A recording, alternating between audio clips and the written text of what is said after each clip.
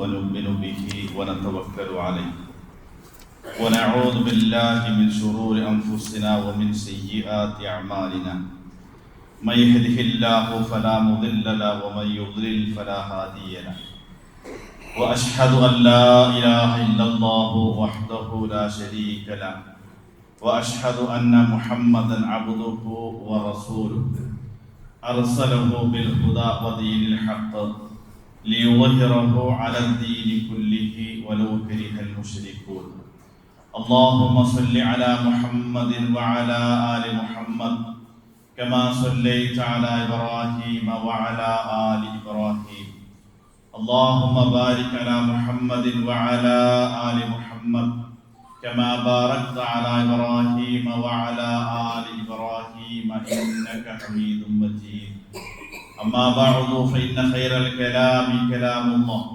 وخير الهدي هدي محمد صلى الله عليه وسلم وشر الأمور محدثاتها وكل محدثة بدعة وكل بدعة ضلالة وكل ضلالة في النار أعوذ بالله من الشيطان الرجيم بسم الله الرحمن الرحيم يا أيها الذين آمنوا اتقوا الله حق تقاته ولا تموتن إلا وأنتم مسلمون يا أيها الناس اتقوا ربكم الذي خلقكم من نفس واحدة وخلق منها زوجها وبث منهما رجالا كثيرا ونساء واتقوا الله الذي تساءلون به والأرحام إن الله كان عليكم رقيبا يا أيها الذين آمنوا اتقوا الله وقولوا قولا سديدا يصلح لكم أعمالكم ويغفر لكم ذنوبكم ومن يطع الله ورسوله فقد فاز فوزا عظيما إن الذين يتلون كتاب الله وأقاموا الصلاة وأنفقوا مما رزقناهم سرا وعلانية يرجون تجارة لن تبور. പ്രിയമുള്ള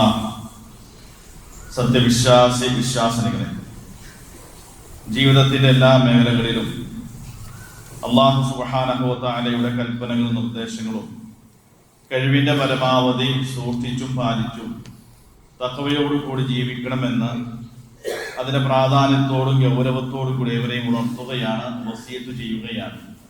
അല്ലാഹു സുബ്ഹാനഹു വ തആല ഇഷ്ടപ്പെട്ട രൂപത്തിൽ ജീവിക്കുവാനും അല്ലാഹുവിന്റെ തൃപ്തി കരസ്ഥമാക്കി ലോകത്തോട് വിട പറയുവാനും അല്ലാഹു നമുക്ക് തൗഫീഖ് നൽകി അനുഗ്രഹിക്കുമാറാകട്ടെ. പരിശുദ്ധമായ ഈ റമദാൻ മാസത്തിൽ നാം നിർവഹിക്കുന്ന എല്ലാ ആരാധനാ കർമ്മങ്ങളും മുഴുവൻ പുണ്യകർമ്മങ്ങളും അല്ലാഹു പൂർണ്ണമായി നമ്മിൽ നിന്ന് സ്വീകരിക്കുകയും അർഹമായ പ്രതിഫലം നൽകി നമ്മെ അനുഗ്രഹിക്കുകയും ചെയ്യുമാറാകട്ടെ. വരുന്ന ദിവസങ്ങളിൽ കൂടുതൽ ആരോഗ്യത്തോടും ആഹ്ലാദത്തോടും കൂടി നന്മകളിൽ മുന്നേറുവാനുള്ള തൗഫീഖും അല്ലാഹു നമുക്ക് പ്രദാനം നൽകി ചെയ്യുമാറാകട്ടെ. ഇസ്ലാമിനെ സംബന്ധിച്ചിടത്തോളം ഇസ്ലാമിലെ എല്ലാ ആരാധനാ കർമ്മത്തിന്റെയും മുഖ്യമായ ലക്ഷ്യം എന്ന് പറഞ്ഞാൽ മനുഷ്യനെ ആത്മീയമായി ശുദ്ധീകരിക്കുക എന്നുള്ളതാണ്.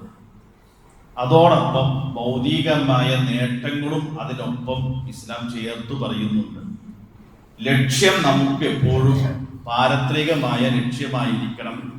അത് മാത്രമാണ് ഖുർആൻ മുന്നോട്ട് വയ്ക്കുന്നതും അതാണ് നമ്മിലൂടെ ഉണ്ടാകേണ്ടതും.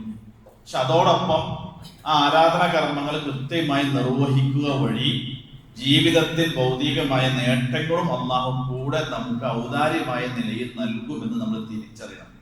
എന്ന് പറഞ്ഞാൽ പ്രതിഫലങ്ങളാണ് നമ്മൾ ആഗ്രഹിക്കേണ്ടതും പ്രതീക്ഷിക്കേണ്ടതും.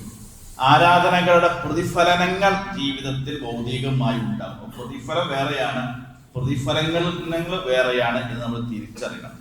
അപ്പൊ അതുപോലെ തന്നെ നാം അനുഷ്ഠിക്കുന്ന നോമ്പാകട്ടെ, നമസ്കാരമാകട്ടെ, എല്ലാത്തിന്റെയും ലക്ഷ്യം ആത്മീയമായി നമ്മളെ ശുദ്ധീകരിക്കണം എന്നുള്ളതാണ്. നോക്കൂ, വിശുദ്ധ ഖുർആൻ വളരെ ഗൗരവത്തോടു കൂടി പഠിപ്പിച്ച ഒരു സംഗതി എന്താണെന്നറിയുമോ? നമ്മൾ നിർവഹിക്കുന്ന ഒരു ആരാധന കർമ്മം, ആ ആരാധന കർമ്മത്തിന്റെ ഏതെങ്കിലും ഒരു ഭാഗം അള്ളാഹുവിന് പുറമെ മറ്റൊരാളെ കൂടി നമ്മൾ പങ്കാളിയാക്കി എന്നത് മനസ്സിൽ വന്നാൽ പോലും ആ ഇബാദത്ത് ബാത്തിലാകും. എന്ന് പറഞ്ഞാൽ ഇപ്പൊ നമസ്കരിക്കുന്ന ഒരു മനുഷ്യൻ മറ്റൊരാൾ തന്റെ നമസ്കാരം കാണുന്നുണ്ടെന്ന് വിചാരിച്ച് നന്നായി നമസ്കരിച്ചാൽ പോലും നിസ്കാരം ബാത്തിലായി എന്നാണ്. അപ്പൊ ആരാധനാ കർമ്മങ്ങളിൽ വേറെ ആർക്കും ഷെയർ ചെയ്യാൻ പറ്റുകയില്ല എന്നാണ് ഈ പറഞ്ഞതിന്റെ അർത്ഥം.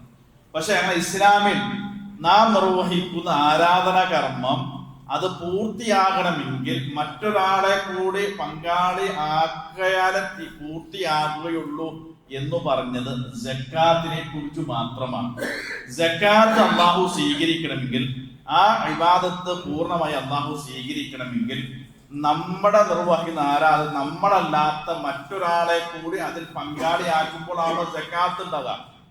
അപ്പോഴാണ് ആ സക്കാത്ത് പൂർണ്ണമാകുക എന്നതാണ് ഖുർആൻ പറഞ്ഞത്. അത് ഖുർആൻ പഠിപ്പിച്ച ഒരു ഭൗതികമായ ഒരു നേട്ടം ആണ് നമ്മൾ തിരിച്ചറിയുന്നതാണ്. മറ്റൊന്ന് നമ്മൾ തിരിച്ചറിയേണ്ട സംഗതി, സക്കാത്ത് ആളുകളെ സംബന്ധിച്ചിടത്തോളം ആളുകൾക്ക് ബോധവൽക്കരണം മാത്രം മതി. കൊടുക്കാനുള്ള തീരുമാനം നമ്മൾ എടുത്തു കഴിഞ്ഞാൽ വളരെ എളുപ്പമായി സംവിധാനങ്ങൾ നമ്മുടെ മുമ്പിലുണ്ട്. അത് ഉപയോഗപ്പെടുത്തുവാനുള്ള ആളുകൾ നമ്മുടെ മുമ്പിലുണ്ട് നിർത്തണം. പക്ഷെ സമൂഹത്തിന്റെ ഒരു അവസ്ഥ എന്ന് പറഞ്ഞാൽ, നമ്മുടെ മുന്നിലൂടെയൊക്കെ ഈ റമദാൻ മാസത്തിൽ നോമ്പ് പിടിക്കാതെ നടക്കുന്ന ഒരു മുസ്ലിമിനെ കുറിച്ചുള്ള നമ്മുടെ കൺസെപ്റ്റ് എന്താണ്? നോമ്പാണ്, എന്നിട്ടും അയാൾ നോമ്പ് പിടിക്കാൻ നടക്കാൻ നിസ്കരിക്കണ പോലില്ലാത്ത. പക്ഷെ നമ്മുടെ മുമ്പിലൂടെ സക്കാത്ത് കൊടുക്കാത്ത ഒരു മനുഷ്യൻ നടക്കുന്നുണ്ടെന്ന് അറിഞ്ഞിട്ടും നമുക്ക് നോമ്പ് പിടിക്കാത്തവനെയും നമസ്കരിക്കാത്തവനെയും കാണുന്ന അതേ ഗൗരവത്തോടു കൂടി സക്കാത്ത് കൊടുക്കാത്തവനെ കാണാൻ കഴിയുന്നില്ല എന്നത് നമ്മുടെ ഒരു ദൗർബല്യമാണ്. അതല്ലല്ലോ, അത് വളരെ ഗൗരവപ്പെട്ട സംഗതിയല്ലേ എന്നുള്ളതാണ്. അപ്പൊ ഖുർആൻ ആദ്യമായി സക്കാത്ത് സമ്പത്ത് മനുഷ്യരുടെ കയ്യിൽ നിന്ന് അതിന്റെ അർഹതപ്പെട്ടവരിലേക്ക് അള്ളാഹു നിശ്ചയിച്ച വിഹിതം കൊടുക്കണമെങ്കിൽ ഇസ്ലാം ആദ്യം ചെയ്ത സംഗതി എന്ന് പറഞ്ഞാൽ മനുഷ്യനെ അത്തരത്തിലൊരു മാനസികാവസ്ഥ സൃഷ്ടിച്ചെടുത്തു എന്നുള്ളതാണ്. മനസ്സ് പാകപ്പെടുത്തലാണ് ഏക മുഖ്യമായ ലക്ഷ്യം നിർത്തം. ഇത് എപ്പോഴാണ് നമുക്ക് ഒരു സാധനം കൊടുക്കാൻ തോന്നാത്തെന്ന് അറിയാമോ? നമ്മുടെയൊക്കെ മാനസികാവസ്ഥ മനുഷ്യന്റെ പൊതുവെ അങ്ങനെയാണ്. യഖൂലുൽ അബ്ദു മാലി മാലി, മനുഷ്യൻ പറയും എന്റേത് എന്റേത് എന്റേത്. നമ്മളെല്ലാം ചേർത്തി പറയാൻ അങ്ങനെയാണല്ലോ. എന്റെ ബിസിനസ്, എന്റെ ജോലി, എന്റെ വീട്, എന്റെ കട, എന്റെ സ്ഥലം, എന്റെ വാഹനം, ഇതെല്ലാം എന്റേത് എന്റേത് എന്ന് ചേർത്തി പറയുക. അപ്പൊ ഇത് അവനവന്റേതാണ്, ഇത് എന്റേതാണ് എന്ന ചിന്ത മനസ്സിലുള്ളിടത്തോളം കാലം നമുക്ക് കൊടുക്കാൻ തോന്നില്ല. അപ്പൊ ആദ്യം ചെയ്തെന്നറിയുക, ഇത് നിങ്ങളേടോതല്ല എന്നത് ഖുർആൻ ആ ഒരു മാനസികാവസ്ഥയിലെത്തി. നിങ്ങൾ ഖുർആൻ എടുത്ത് പരിശോധിക്കും. സമ്പത്തിനെ കുറിച്ചും ധനത്തെ കുറിച്ചും ഖുർആൻ നടത്തിയ 3 പരാമർശങ്ങളുണ്ട്. ആ 3 പരാമർശം, ഒന്ന് മാൽ എന്നാണ്. മാൽ എന്ന് പറഞ്ഞാൽ ധനം, സമ്പത്താണ്. എവിടെയെല്ലാം മാലിനെ കുറിച്ച് പറഞ്ഞിട്ടുണ്ട് ഖുർആൻ പറഞ്ഞു മാലുല്ലാഹ്, സമ്പത്ത് ധനം അത് അള്ളാഹുവിൻ്റെതാണ് എന്നാണ്, നിങ്ങളുടേതല്ല. 2 ഭൂമിയെ കുറിച്ച്, വലിയ സ്വത്ത് അത് കുറിച്ചു അർളുല്ലാഹ്, ഭൂമി അത് അള്ളാഹുവിൻ്റെതാണ്. ഫളുല്ലാഹ്, ഇതൊക്കെ അള്ളാഹുവിന്റെ അനുഗ്രഹമാണെന്നാണ്. എന്തിനാ ഈ 3 സംഗതി പറയുന്നറിയോ? നിങ്ങൾ കെട്ടിപ്പൂട്ടി നിങ്ങളുടേതാണെന്ന് പറയുന്ന ആ മാനസികാവസ്ഥ ഉണ്ടല്ലോ, അത് മാറണം. ഇതൊന്നും നിങ്ങളുടേതല്ല, ഇതൊക്കെ ആത്യന്തികമായി ഇത് അള്ളാന്റേതാണ്. ഖുർആൻ സൂറത്തുൽ ഹദീദ് പറയുന്ന ഒരു ആയത്ത് നോക്കും, വമാ ലക്കും അല്ലാ തുൻഫിഖു ഫീ സബീലില്ലാഹ്, മനുഷ്യരെ അള്ളാഹുവിന്റെ മാർഗത്തിൽ ചെലവഴിക്കാൻ നിങ്ങളോട് പറയുമ്പോൾ നിങ്ങൾക്ക് എന്താണ് മടി? ചോദ്യമാണ്. ഇത് എന്റെ മാർഗത്തിലേക്ക് ഞാൻ നിങ്ങളോട് കൊടുക്കാൻ പറയുമ്പോൾ എന്തുകൊണ്ട് നിങ്ങൾ കൊടുക്കുന്നില്ല? അതിന്റെ ബാക്കി എന്താണോ? വലില്ലാഹി മീറാസുസ് സമാവാതി വൽ അർദ്, ആകാശഭൂമികളുടെ അനന്തര സ്വത്തിന്റെ ഉടമ അള്ളാഹു ആണല്ലോ. ഇത് നിങ്ങളുടേതല്ലല്ലോ, നിങ്ങളുടേതായ ഒരു പൈസയെ നിങ്ങൾ കൊടുക്കണ്ട. പക്ഷെ ഇതൊന്നും ആത്യന്തികമായി നിങ്ങളുടേതല്ല, നിങ്ങളുടെ കയ്യിൽ നിങ്ങളൊരു ട്രസ്റ്റ് മാത്രമാണ്. അല്ലാഹു സുബ്ഹാനഹു തആലയുടെ ആണ് സ്വത്തിന്റെയൊക്കെ ആത്യന്തികമായ ഉടമ. അവൻ നമ്മുടെ കയ്യിൽ താൽക്കാലികമായി വിനിയോഗിക്കാൻ വേണ്ടി തന്ന ഒരു താൽക്കാലിക സ്വാതന്ത്ര്യം, അവകാശവും മാത്രമാണ്. അപ്പൊ നിങ്ങളേത് കൊടുക്കണ്ട, ഞാൻ തന്ന എന്റെ സ്വത്തിൽ നിന്ന് കൊടുത്താൽ മതി എന്നാണ്. അപ്പൊ ആദ്യം നമ്മുടെ മനസ്സുകൾ പാകപ്പെടേണ്ടത്, ഞാൻ ഈ സമ്പാദിച്ചതും കെട്ടിപ്പൂട്ടി വെച്ചതും ശേഖരിച്ചതും നേടിയതും ഒന്നും ആത്യന്തികമായി ഇത് എന്റേതല്ല, ഇത് അള്ളാന്റേതാണ്. അതുകൊണ്ട് അള്ളാഹു പറയുന്ന സമയത്ത് പറയുന്ന ആളുകൾക്ക് ഞാൻ എടുത്തു കൊടുക്കാൻ ഒരു ബാധ്യസ്ഥനാണ്, ഞാൻ ട്രസ്റ്റ് മാത്രമാണ് എന്ന ആദ്യമായി മാനസികാവസ്ഥ. ഇതാണ് ഖുർആൻ ആദ്യം ചെയ്തത്. അതാണ് നമ്മുടെ മനസ്സിൽ ആദ്യം. ഇതൊക്കെ അള്ളാന്റെതാണെന്ന് നമുക്ക് ബോധ്യപ്പെട്ട് കഴിഞ്ഞാൽ കൊടുക്കാൻ ഒരു മടി ഉണ്ടാവില്ല, എത്രയും കൊടുക്കും. കാരണം അള്ള പറയുമ്പോൾ കൊടുത്താൽ മതിയല്ലോ. ഒന്ന് അതാണ്. രണ്ടാമത് ഖുർആൻ പറഞ്ഞ സംഗതി എന്താണെന്നറിയോ? ഈ സാമ്പത്തിക രംഗത്തെ വിശുദ്ധി കൈവരിക്കാൻ വേണ്ടിയിട്ടാണ് സക്കാത്തും സ്വതക്കയും ഖുർആൻ നിർദ്ദേശിച്ചത്. എന്ന് പറഞ്ഞാൽ സക്കാത്ത് കൊടുക്കുക വഴി കൊടുക്കുന്ന മനുഷ്യന്റെ മനസ്സും ശുദ്ധീകരിക്കപ്പെടണം, ആ ഇബാദത്തും അല്ലാഹു സ്വീകരിക്കണം.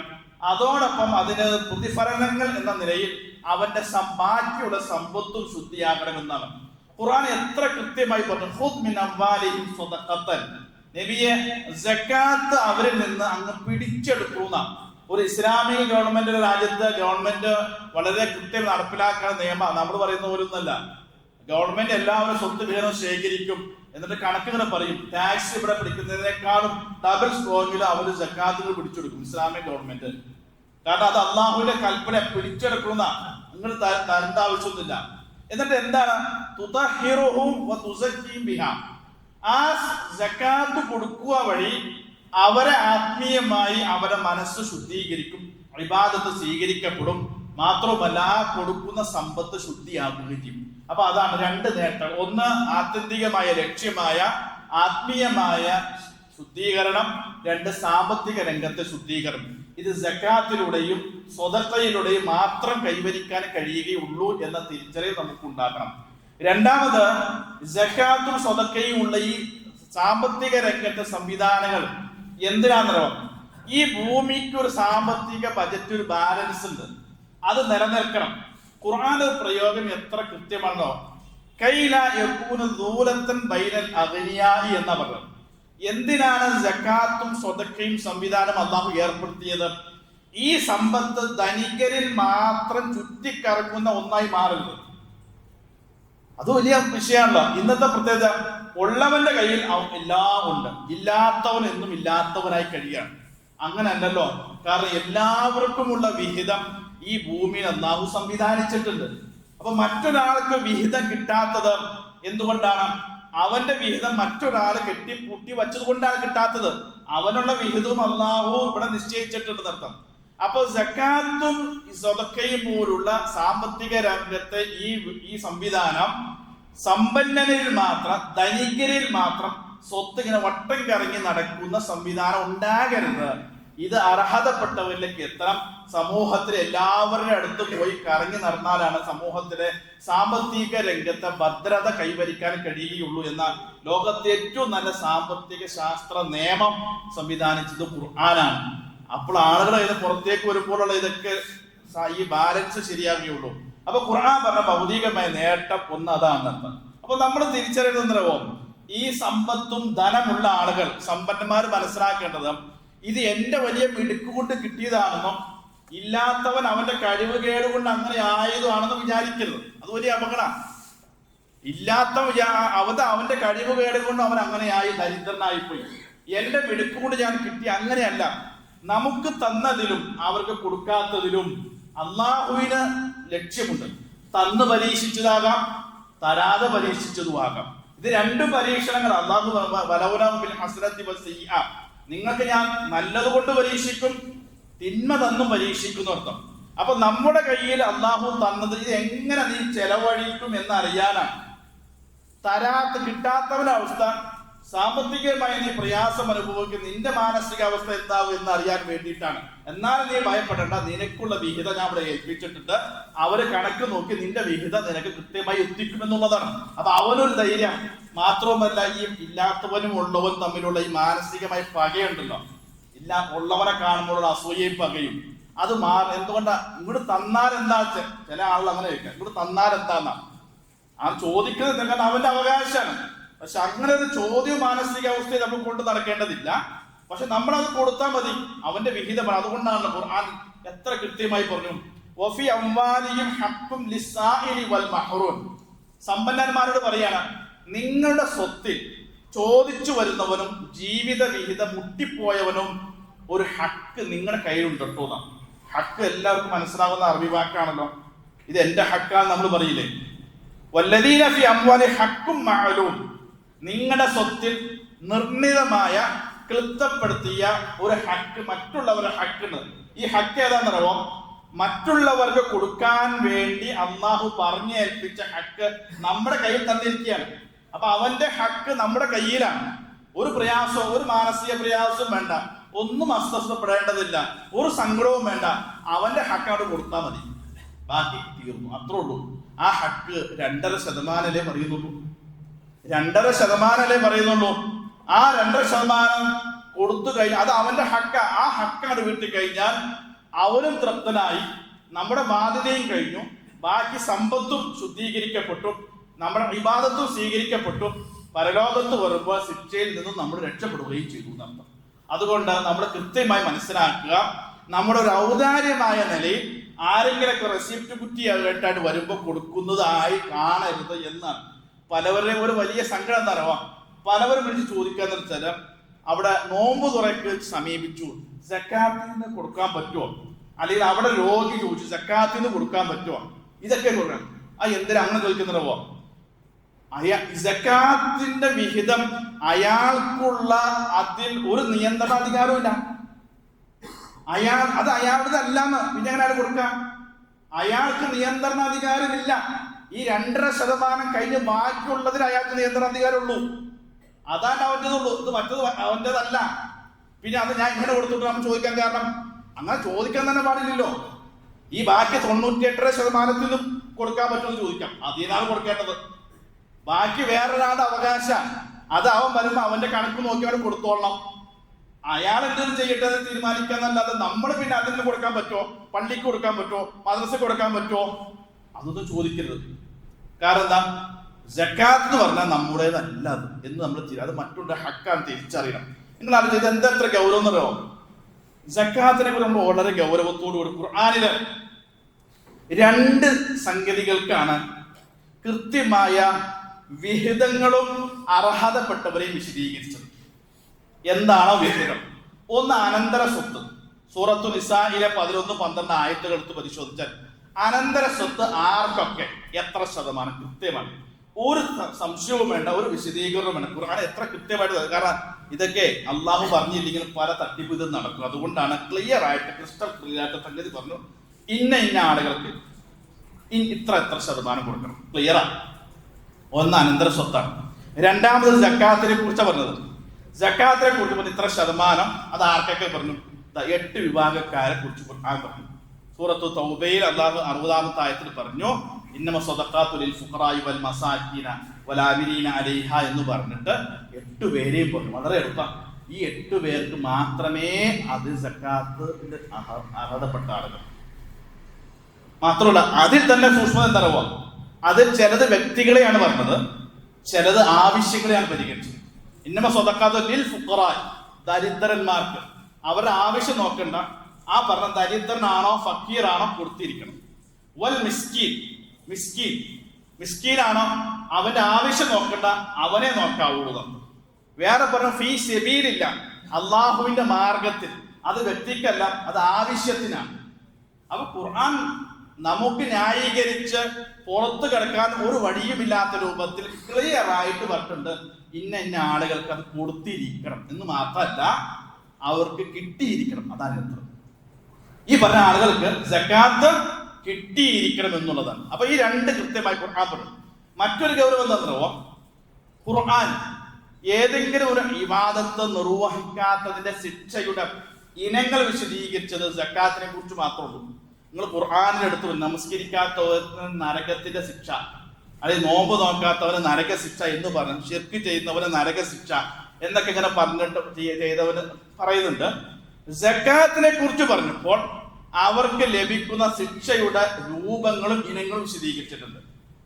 വല്ലദീന യക്നിസൂന ദഹബ സുമ്മ ലാ യുൻഫിഖൂന ഫീ സബീലില്ലാഹി ഫബശ്ശിർ ബിഅദാബിൻ അലീം. സക്കാത്ത് കൊടുക്കാത്തവന് കിട്ടുന്ന ശിക്ഷയെ കുറിച്ച് പറഞ്ഞപ്പോൾ യൗമ യുഹ്മാ അലൈഹിം ഫീ നാരി ജഹന്നം ഫതുഖ്വാ ബിഹാ ജിബാഉഹും ജുനൂദുഹും. ഖുർആൻ പറഞ്ഞു, സക്കാത്ത് കൊടുത്തില്ലെങ്കിൽ നിങ്ങൾ കെട്ടിപ്പൂട്ടി ശേഖരിച്ചു വച്ചിരിക്കുന്ന സമ്പത്ത് മുഴുവൻ നരകത്തിലിട്ട് ചുട്ടു പഴിപ്പിച്ച് ഫതുഖ്വാ ബിഹാ, നിങ്ങളുടെ ശരീരത്ത് ചൂട് വയ്ക്കുന്ന. തുക്വ എന്ന് പറഞ്ഞാൽ അയൺ ബോക്സിന് അറബിയിൽ പറയുന്ന വാക്ക് മിക്വാന, അയൺ ചെയ്യുന്നതായി പറയുന്ന അർത്ഥം. നിങ്ങളുടെ ശരീരത്തിന്റെ പാർശ്വഭാഗങ്ങൾ, നെറ്റിത്തടകൾ, മുതുകളൊക്കെ ഈ സ്വത്ത് കൊണ്ട് അള്ളാഹു എന്ത് ചെയ്യും? ചൂട് വയ്ക്കും. മറ്റൊരു സ്ഥലത്ത് നിങ്ങളുടെ കഴുത്തിൽ അള്ളാഹു ധരിപ്പിക്കും.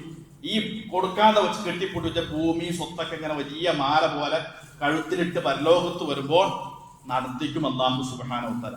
അങ്ങനെ സൂറത്തു ആലി ഇംറാനിലെ 180-ാമത്തെ ആയത്ത്, സൂറത്ത് തൗബയിലെ 34-35 ആയത്തുകൾ പരിശോധിച്ച് നോക്കും. സക്കാത്ത് കൊടുക്കാത്തവർക്ക് കിട്ടുന്ന ശിക്ഷയുടെ വിവിധ രൂപങ്ങൾ ഖുർആൻ തന്നെ പറയുകയാണ്. അത്ര ഗൗരവമുണ്ടെന്നർത്ഥം.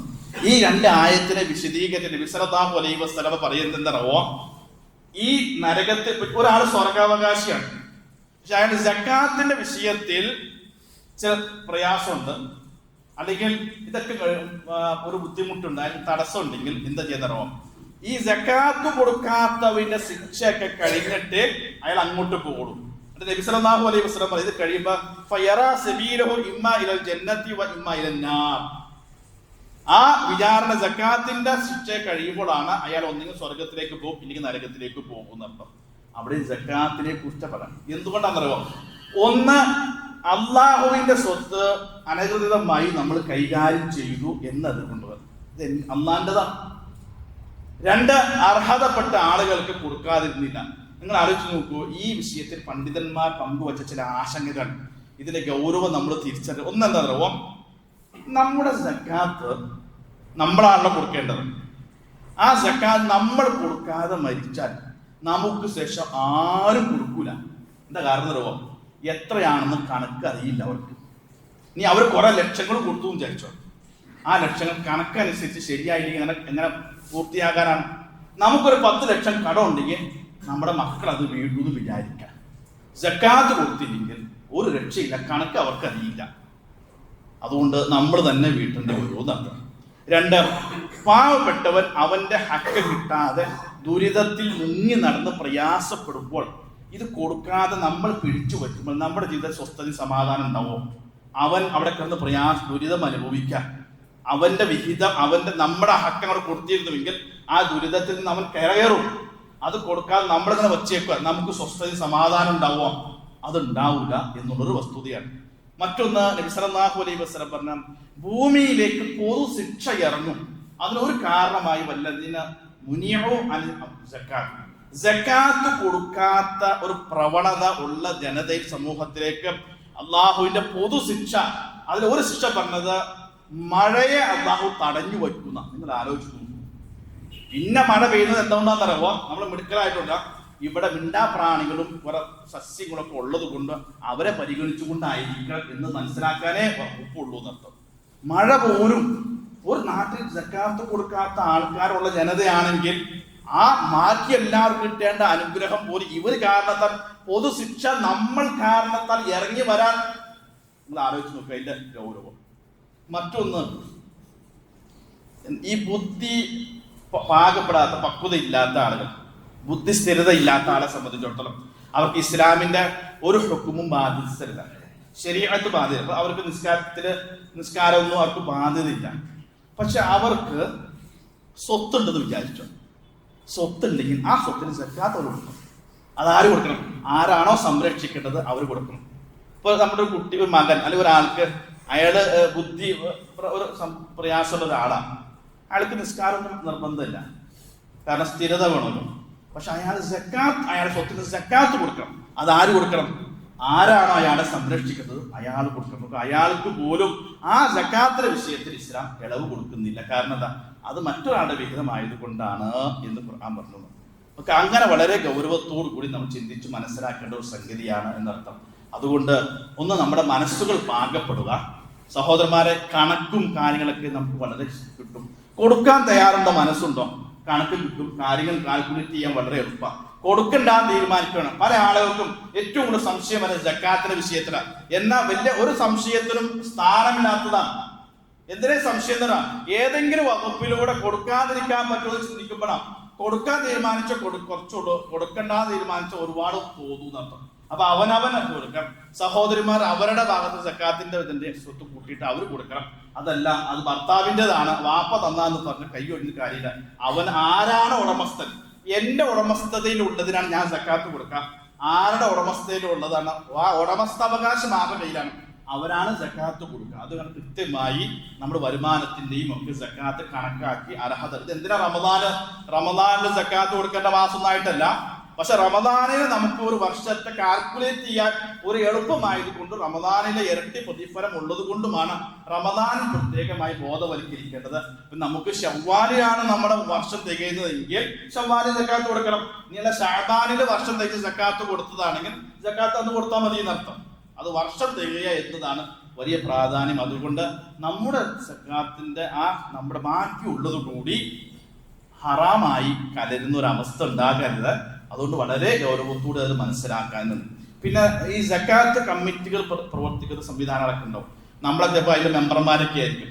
നമ്മൾ ശ്രദ്ധിക്കുന്ന രണ്ട് പ്രധാനപ്പെട്ട നിങ്ങൾ ധനികരിൽ നിന്ന് സക്കാത്ത് സ്വീകരിക്കണം. നമുക്കിപ്പോ നമ്മുടെ രാജ്യത്ത് സ്വീകരിക്കാന്ന് പറയാൻ പറ്റില്ല, പിടിച്ചെടുക്കാൻ പറ്റില്ലല്ലോ. അപ്പൊ അതുകൊണ്ട് സമ്പന്നന്മാരിൽ നിന്ന് സക്കാത്ത് കണക്ക് നോക്കി, അപ്പൊ ഈ കൊണ്ടുവരുന്ന ആള് ഒരു 25,000 രൂപ കൊണ്ടുവരുമ്പോൾ പറയണം, നിങ്ങൾ ഇത് കണക്ക് നോക്കിയിട്ടാണോ തന്നത് എന്ന് ചോദിക്കണം. ഈ വാങ്ങുന്ന സക്കാത്ത് കമ്മിറ്റിയിലെ ആളുകൾ വാങ്ങണം. എന്നിട്ട് പറഞ്ഞു തുസല്ലി അലി, അവർക്ക് വേണ്ടി പ്രാർത്ഥിക്കുകയും വേണം എന്ന് പറഞ്ഞിട്ടുണ്ട്. രണ്ടാമത് തുറത്തു ഇലാ ഫുഖറാഇഹി, അത് മുസ്ലിങ്ങളെ ദരിദ്രരിലേക്ക് എത്തുകയും വേണം. അത് ഗൗരവപ്പെട്ട സംഗതി കേട്ടോ. നമ്മുടെ സക്കാത്ത് വീടണമെങ്കിൽ നമ്മുടെ സക്കാത്ത് നൽകപ്പെട്ട അത് അർഹതയിലേക്ക് എത്തിയെന്ന് വരുമ്പോഴാണ് സക്കാത്ത് വിടുള്ളൂ. നമ്മുടെ സക്കാത്ത് അർഹതപ്പെടാത്ത ആളുകൾക്ക് കൊടുത്തു എന്ന് വിചാരിച്ച സക്കാത്ത് വിടൂല. സക്കാത്ത് വീഴണമെങ്കിൽ അർഹതപ്പെട്ടവരിലേക്ക് തന്നെ എത്തണം.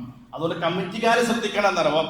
തരുന്ന ആൾക്കാരുടെ ബാധ്യത കഴിയും, കൊടുക്കുന്ന ആളുകൾ. അതുകൊണ്ടാണ് അതിൽ ജോലി ചെയ്യുന്ന ഒരാൾക്ക് കൂടി സക്കാത്തിന് ആമിലിന് സക്കാത്തിന്റെ വിഹിതം കൊടുത്തെന്തെന്നുണ്ടാവാം. ഇത് വലിയ ഭാരപ്പെട്ട സംഗതി ആയതുകൊണ്ടാണ് അന്വേഷിച്ച് കണക്ക് നോക്കി അർഹതപ്പെട്ടവരെ കണ്ടുപിടിച്ച് അവന് എത്തിച്ചു കൊടുക്കണം. അപ്പൊ നമുക്ക് കൂടി ബാധ്യത ഉണ്ട്. ഇത് അർഹതപ്പെട്ടവരിലേക്കാണോ എത്തുന്നത് എന്നുകൂടി ചിന്തിക്കാൻ നമ്മൾ ശ്രദ്ധിക്കേണ്ടതാണ്. അതുകൊണ്ട് ആ വിഷയത്തിൽ സാമ്പത്തിക രംഗത്തെ വിശുദ്ധി വലിയ പ്രാധാന്യമാണ്. അതിന് ഗൗരവം മനസ്സിലാക്കുക. അല്ലാഹു സുബ്ഹാനഹു വ തആല നമ്മെ അനുഗ്രഹിക്കുമാറാകട്ടെ.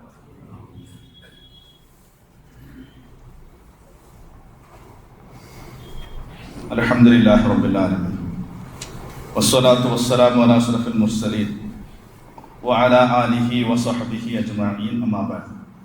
ഒരിക്കൽ കൂടി അല്ലാഹുവിന്റെ കൽപ്പനകൾ പാലിച്ച് ജീവിക്കണമെന്ന് ഉണർത്തുകയാണ്. നബി സല്ലല്ലാഹു അലൈഹി വസല്ലമ പറഞ്ഞൊരു വാചകം ഈ വിഷയവുമായി ബന്ധപ്പെടാത്തതാണ്. ആഴ്ചയിലെ ഏറ്റവും അഫ്ളലായ ദിവസം നബി സല്ലല്ലാഹു അലൈഹി വസല്ലം പറഞ്ഞു അത് വെള്ളിയാഴ്ചയാണെന്ന് പറഞ്ഞു.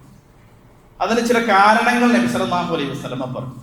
എന്തുമാകട്ടെ, വെള്ളിയാഴ്ചയാണ് ഒരു മുസ്ലിമിനെ സംബന്ധിച്ച് ആഴ്ചയിലെ ഏറ്റവും അഫ്ളലായ ഏറ്റവും ശ്രേഷ്ഠം എന്ന് പറഞ്ഞാൽ ഒരു നിലക്കും ജീവിതത്തിൽ ആഴ്ച നഷ്ടപ്പെടാൻ പാടില്ലാത്ത കൃത്യമായി ഉപയോഗപ്പെടുത്തേണ്ട ഒരു ദിവസം വെള്ളിയാഴ്ചയാണ്.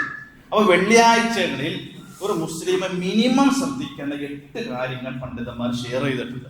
ഞാൻ സാധാരണ വെള്ളിയാഴ്ച അതുകൊണ്ടും റമദാനിൽ എല്ലാവരും കൂടി പ്രത്യേകം ശ്രദ്ധിക്കാൻ വേണ്ടി പറയുകയാണ്. ഒന്നാമത് വെള്ളിയാഴ്ച ശ്രദ്ധിക്കേണ്ട സംഗതി എന്ന് പറഞ്ഞാൽ, ഒന്ന് സൂറത്തു സജ്ദയും സൂറത്തു ദഹറും സുബഹി നമസ്കാരത്തിൽ ഓതി നമസ്കരിക്കുക എന്നുള്ളതാണ്. അത് ഓതുമെന്ന് നമുക്ക് പ്രതീക്ഷയുള്ള ഒരു പള്ളിയിലെ സുബഹി ജമാഅത്തിന് പങ്കെടുത്താൽ ആ കൂലി കിട്ടി, ഒരു സുന്നത്തായി. ഇനി നമുക്ക് അത്ര ഓതാൻ കഴിയുമെങ്കിൽ അത് ഓതാം. അപ്പൊ ഒന്നാമത്തെ അതായി. രണ്ടാമതായി ജുമുഅക്ക് വേണ്ടി കുളിക്കലും സുഗന്ധം ഉപയോഗിക്കലും നല്ല വസ്ത്രങ്ങൾ ധരിക്കണം. നമ്മൾ എന്നും കുളിക്കും. ജുമുഅക്ക് കുളിക്കുന്ന മുമ്പ് സുന്നത്തായ ഒരു കുളി എന്ന് മനസ്സിൽ കരുതുക. സുഗന്ധം ഉപയോഗിക്കുമ്പോൾ വെള്ളിയാഴ്ച ആയതുകൊണ്ട് പ്രത്യേകം കരുതുക. ഉള്ള വസ്ത്രം ധരിക്കുമെന്ന് വെള്ളിയാഴ്ച ആയതുകൊണ്ട് ഞാൻ വസ്ത്രം ധരിക്കുന്നു, ആ മനസ്സിൽ കരുതിയാൽ ആ സുന്നത്തുമായി എന്നർത്ഥം. മൂന്നാമത്തെ സംഗതി ദിഹാബു ഇലൽ മസ്ജിദ് മശീ, നടന്നുകൊണ്ട് പോകാൻ ശ്രമിക്കുക എന്നുള്ളതാണ്. ഇത് ആ കൂലി കൂടുതലുള്ളതുകൊണ്ടാണ്. നമുക്ക് പള്ളിയിലേക്ക് വരാ എന്നതാണ് ഉദ്ദേശം. പക്ഷെ നടന്നു പോകുമ്പോൾ അതിന് കൂടുതൽ മഹത്വം ഉള്ളത് കൊണ്ട് പറഞ്ഞതാണ് പള്ളിയിലേക്ക് നേരത്തെ പോവുക എന്നുള്ളതാണ്. മറ്റൊരു സംഗതി പറഞ്ഞത് അത്തഖീറു ഇലൽ മസ്ജിദി വൽ ഇൻസാത്തിൽ ഖുത്ബ, നേരത്തെ വന്നിരുന്ന് ഖുത്ബ ശ്രമിക്കുക എന്നുള്ളതാണ്. നമ്മൾ മനസ്സിലാക്കുക ജുമുഅ എന്നുള്ളതും ഖുത്ബയും നമസ്കാരവും കൂടി ഉള്ള പൂർത്തിയായ ഇബാദത്താണ്. നിസ്കാരം മാത്രമല്ല, ഖുത്ബയും കൂടിയുണ്ട്. ഫസ്ഔ ഇലാ ദിക്രില്ല, ദിക്റിലേക്ക് നിങ്ങൾ വേഗം വരാൻ പറഞ്ഞതിൽ ആ ദിക്റുല്ലാഹ് ഖുത്ബയാണെന്നാണ് മുഫസ്സിറുകൾ പറഞ്ഞത്. അതുകൊണ്ട് ഹുതുവ ശ്രവിക്കണം. നമ്മൾ വന്ന് സൗകര്യപ്പെട്ട ഒരു സ്ഥലം കണ്ടെത്തി അവിടെ ഇരുന്ന് ഉറങ്ങി അവസാന നിസ്കാരം കഴിഞ്ഞ് പോകുന്നതിൽ നമുക്ക് ആ പൂർണ്ണത കൈവരിക്കാൻ കിട്ടുകയില്ല എന്നൊരു ബോധ്യം നമുക്കുണ്ട്. ലോകത്ത് നമുക്ക് മാത്രമാണ് നട്ടുച്ച വെയിലത്ത് ആഴ്ചയിൽ ഒരിക്കൽ വിളിച്ചിരുത്തി ഇതേപോലെ സംവിധാനം ഒരിക്കൽ നമുക്ക് മാത്രമാണ് ലോകത്തുള്ളൂ. അത് വെറുതെ ആയിരിക്കില്ല, ഒരു വലിയ ലക്ഷ്യം ഇസ്ലാം കണ്ടുകൊണ്ടാണ് നമ്മൾ തിരിച്ചറിയേണ്ടതാണ്. മറ്റൊന്ന് ഖിറാഅത്ത് സൂറത്തുൽ കഹ്ഫ്. സൂറത്തുൽ കഹ്ഫ് ഓതാനുള്ളതാണ്. അത് അസറിന് മുമ്പ് തന്നെ ഓതി തീർക്കണം എന്നതാണ് മഹാഭൂരിഭാഗം പണ്ഡിതന്മാർ പറഞ്ഞത്. അസർ പോകരുത്, പരമാവധി നമ്മുടെ ജുമുഅക്ക് സൂറത്തുൽ കഹ്ഫ് ഓതി തീർക്കാൻ നമ്മൾ മനസ്സിലാക്കണം. മറ്റൊന്നെന്ന് വെച്ചാൽ ഇക്സാറു സ്വലാത്തി അല നബി, നബിയുടെ പേരിൽ സ്വലാത്ത് ചെല്ലാം. ഒരു സ്വലാത്ത് ചെല്ലിയാൽ 10 ഇരട്ടി പ്രതിഫലം നമുക്ക് കിട്ടും. എപ്പോഴും ചെല്ലാം, വെള്ളിയാഴ്ച പ്രത്യേകം ചെല്ലാൻ സുന്നത്താണ് എന്നാണ് പണ്ഡിതന്മാർ ആ കാര്യത്തിൽ വിശദീകരിച്ചത്. അതുകൊണ്ട് നമ്മൾ നേരത്തെ ഈ ഒരാഴ്ച ഒന്നുകൂടി ഉണ്ട്, ഇജാബ, പ്രാർത്ഥനയ്ക്ക് ഉത്തരം കിട്ടുന്ന സമയങ്ങളുണ്ട് വെള്ളിയാഴ്ച. അത് സ്പെഷ്യലാണ് വെള്ളിയാഴ്ചയിൽ. നബി സല്ലല്ലാഹു അലൈഹി വസല്ലം പറഞ്ഞ കുറെ സമയങ്ങളുണ്ട്. അത് നിസ്കാരത്തെ പ്രതീക്ഷിച്ചിരിക്കുന്ന സമയം, അസർ നമസ്കാരത്തിന്റെ സമയം ഒക്കെ എല്ലാം ഉണ്ട്. നമ്മൾ ഒരു വെള്ളിയാഴ്ച നമുക്ക് മിസ്സാവരുത്. ഇതൊക്കെ കഴിയുമല്ലോ, ഒന്ന് ശ്രമിച്ചാൽ മതി, ഒന്ന് മനസ്സ് വെച്ചാൽ മതി. ഇൻഷാ അല്ലാഹ് നമ്മൾ ഇന്ന് തീരുമാനം എടുക്കാം. വരുന്ന വെള്ളിയാഴ്ചകളിൽ റമദാനിലെങ്കിലും, റമദാൻ മാത്രത്തിൽ ഉള്ളതുകൊണ്ടല്ല, റമദാനിലെങ്കിലും ഈ പറഞ്ഞ സുന്നത്തുകൾ മുഴുവൻ കരസ്ഥമാക്കാൻ നമ്മൾ പരിശ്രമിക്കണം. അല്ലാഹു സുബ്ഹാനഹു വ തആല തൗഫീഖ് നൽകി അനുഗ്രഹിക്കുമാറാകട്ടെ. സഹോദരൻ, ഇന്നത്തെ നമുക്ക് കളക്ഷൻ ഉണ്ട്. മദ്രസകൾക്കും പള്ളികൾക്കും ദീനി സ്ഥാപനങ്ങൾക്കും വേണ്ടിയുള്ളതാണ്. നമ്മളെ പ്രതീക്ഷിച്ച ആളുകൾ പലരും നമ്മളെ സമീപിച്ചിട്ടുണ്ട്. അൽഹംദുലില്ലാഹ് കഴിഞ്ഞ നമ്മുടെ കിറ്റിന് വേണ്ടി 1,00,000-ലേറെ ഫണ്ട് നമ്മളിവിടെ സ്വരൂപീകരിച്ചു. അർഹതപ്പെട്ട ആളുകൾക്ക് അത് എത്തിയിട്ടുണ്ട്. അല്ലാഹു ആ മുഴുവൻ സ്വതക്കയും നമ്മിൽ നിന്ന് സ്വീകരിക്കുമാറാകട്ടെ. അതുകൊണ്ട് ഇന്നത്തെ കളക്ഷൻ സ്ഥാപനങ്ങൾക്ക് വേണ്ടി ഉള്ളതാണ്. നിങ്ങൾ പരമാവധി അതിൽ സഹകരിക്കണമെന്ന് അറിയിക്കുകയാണ്. അല്ലാഹു സുബ്ഹാനഹു വ തആല നമ്മുടെ എല്ലാ സൽക്കരണം നമ്മൾ സ്വീകരിക്കുമാറാകട്ടെ. നമ്മുടെ പാപങ്ങൾ നമുക്ക് പുറത്തു മാപ്പാക്കി തരുമാറാകട്ടെ. രോഗികളായ ആളുകൾക്ക് അല്ലാഹു പൂർണ്ണ ശിഫ നൽകി അനുഗ്രഹിക്കുമാറാകട്ടെ. മരണപ്പെട്ടു പോയ ആളുകൾക്ക് അല്ലാഹു മഗ്ഫിറത്തും മർഹം നൽകി അനുഗ്രഹിക്കുമാറാകട്ടെ. ഇസ്ലാമിൻ മുസ്ലിം സമൂഹത്തിന് അല്ലാഹു ഇസ്സത്ത് പ്രദാനം ചെയ്യുമാറാകട്ടെ. അല്ലാഹുമ്മ ഗ്ഫിർ ലിൽ മുഅ്മിനീന വൽ മുഅ്മിനാത്ത് വൽ മുസ്ലിമീന വൽ മുസ്ലിമാത്ത് അൽ അഹ്യാഇ മിൻഹും വൽ അംവാത്ത് ഇന്നക മുജീബു ദഅവാത്ത് യാ ഖാദിയൽ ഹാജാത്ത്. اللهم أجرنا من النار، اللهم أجرنا من النار، اللهم أجرنا من النار. اللهم أعز الإسلام والمسلمين وأذل الشرك والمشركين. اللهم أحينا للكتاب والسنة ومتنا مع الإيمان